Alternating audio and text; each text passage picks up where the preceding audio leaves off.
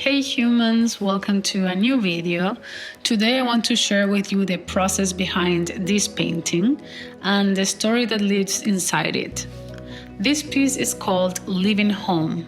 It's an oil painting on a canvas panel, something I've been working with more lately. It's a bit smaller than my usual pieces, but I've been craving that intimacy again, that slower, quieter, more intentional kind of painting. One where I can finish a piece in a few sittings and sit with the feeling it brings up. This one brought up a lot.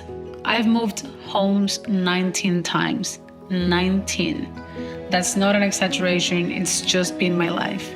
Argentina, Chile, Colombia, Miami, New York, now Raleigh. Sometimes by choice, sometimes because I had to, sometimes full of hope, sometimes not.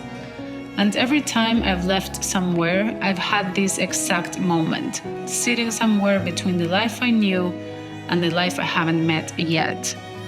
That strange, floaty feeling like you're no longer who you were, but not quite who you are going to become. That's what this painting is about. She's sitting still, headphones on, journaling. It's quiet, like the calm right after you've made a huge decision. That second where everything is paused, but you know change is already on its way. When I leave a place, I always feel like I'm leaving behind a version of myself. Not in a dramatic way, just shedding layers. Or maybe releasing an identity that belonged to that place. And the thing is, when you start over somewhere new, you also get to decide who you want to be.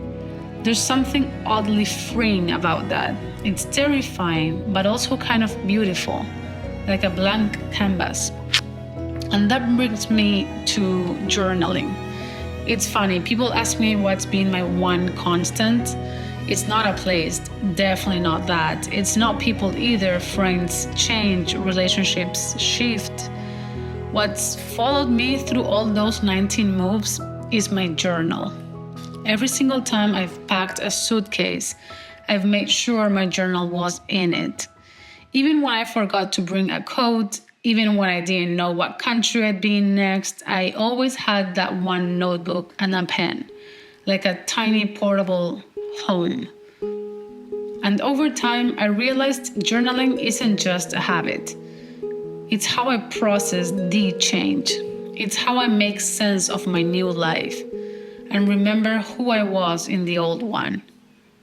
This painting is in honor of that. The figure in it, she could be me. She's not exactly me, but she's lived the same feeling.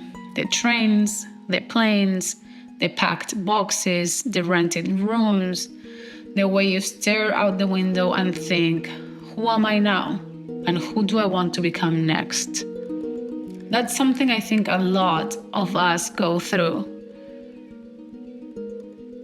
Even if you haven't physically moved 19 times, you've probably had moments where life shifts under your feet, where your surroundings don't quite feel like yours yet, where you feel both free and untethered at the same time. And that's the thing, home isn't always where you are.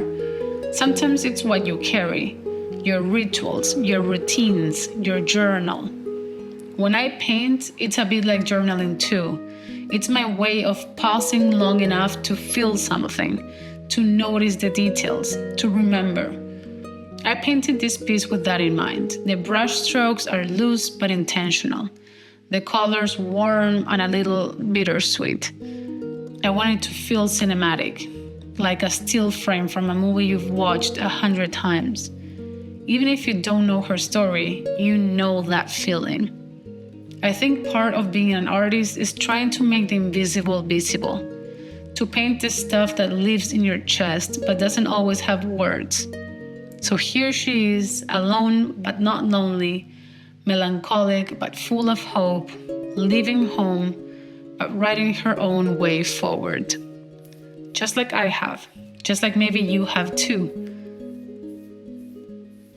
So thank you for watching this process and for sitting with me in this little moment between places.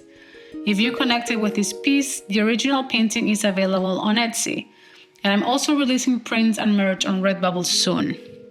And if you're someone who is in the middle of a move, literal or emotional, I hope this reminds you that you're not alone, that you don't have to have it all figured out, and that sometimes the most powerful thing you can do is sit down, put on your headphones, and write.